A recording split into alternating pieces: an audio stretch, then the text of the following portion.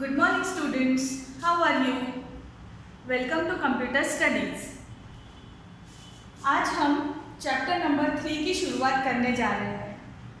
ठीक है, वो चैप्टर नंबर 3 है इनपुट एंड आउटपुट डिवाइसेस. जैसे कि आप बचपन से सीखते ही आ रहे हो, कंप्यूटर का सबसे पहले लेक्चर में यही चीज़ें बताई जाती है, क्योंकि आपको प्रॉपर नॉलेज है या नहीं है वो हमें जज भी करना पड़ता है. इनकेस कुछ मिसिंग है तो हम आपको वो चीज़ें सिखा सकें. ठीक है, तो सबसे पहले हम लोग जाते हैं input and output devices. Input devices, आपको पता है इनपुट किसे कहा जाता है? इनपुट मतलब जो आप सिस्टम को प्रोवाइड करने जा रहे हो. एक सिस्टम होता है जो इनपुट लेने के बाद उसे प्रोसेस करेगा और आउटपुट जनरेट करेगा. So computer is our machine, we can say it is a system also.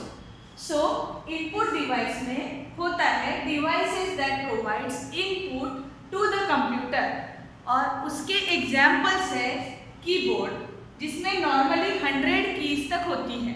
Lab में आने के बाद आप जब भी कीबोर्ड और पीसी वर्क करोगे ना, तो कीबोर्ड में कितनी कीज है वो आपको चेक करना है और मुझे बताना है.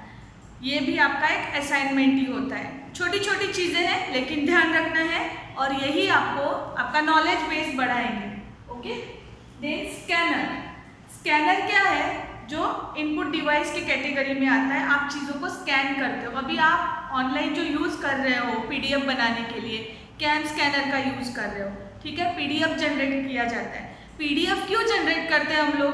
क्योंकि कोई भी उस डॉक्यूमेंट में बाद में चेंजेस ना कर सके, ओरिजिनलिटी आपकी प्रिजर्व हो, इसीलिए. और पोर्टेबल जो होता है डॉक्यूमेंट फॉर्मेट, प्रिंटेड फॉर्म में, उसे हम पीडीएफ बोलते हैं. तो वो जनरेशन का काम हो जाता है. स्कैनर के एग्जाम्पल के लिए मैंने इसका एग्जाम्पल बताया आपको. ठीक है, उसके अलावा भी स्कैनर, जैसे कि आपको किसी इमेज को, फोटोज़ को स्कैन करना है, वो सभी चीज़ों के लिए आप यूज़ करते हो. बहुत सारे एप्लीकेशंस हैं स्कैनिंग के. हम लोग हर एक चीज़ को बहुत डिटेल में देखने वाले हैं. किस टाइप के कीबोर्ड्स होते हैं, क्या क्या उसमें होता है. कीबोर्ड में बहुत सारी कीज़ होती है, F1 F2 अप टू कितने F तक है वो भी आपको चेक करना है.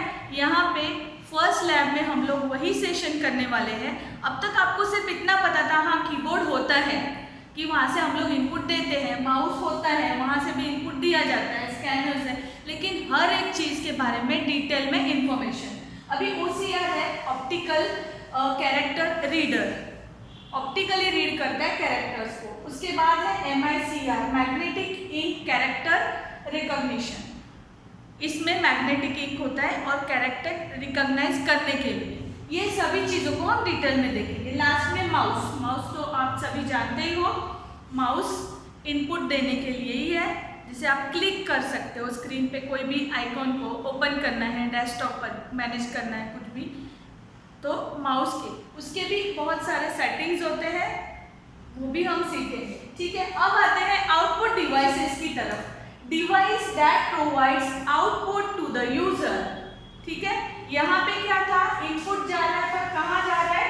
To the computer.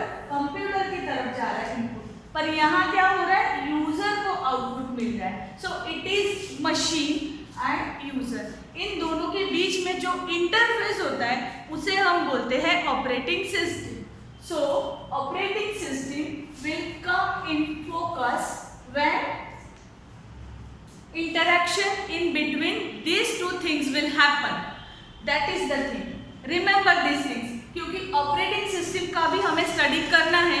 यूनिक्स और लिनक्स ऑपरेटिंग सिस्टम, वो हमें आगे के चैप्टर्स में स्टडी करना है. Basic part is this. So कौन से टाइप के होते हैं output devices? Example is monitor. Monitor भी अलग अलग कैटेगराइज हम लोग कर सकते हैं. एक है CRT, जिसे कैथोड रे ट्यूब कहा जाएगा. ठीक है, कैथोड रे ट्यूब होता है उसमें. दूसरा है LCD या LED. LCD is a liquid crystal diode and LED is electronic device होता है. इसमें भी डायोड से यूज किया जाता है. ये भी हम लोग डिटेल में देखेंगे. ठीक है, बाद में आता है प्रिंटर. प्रिंटर जो कि बेस्ट एग्जाम्पल है आउटपुट प्रोवाइड करने के लिए, और दूसरा है वॉइस रिस्पॉन्स, जैसे कि आता है इस कैटेगरी में आपका स्पीकर्स, ठीक है, स्पीकर्स इसी कैटेगरी में आता है।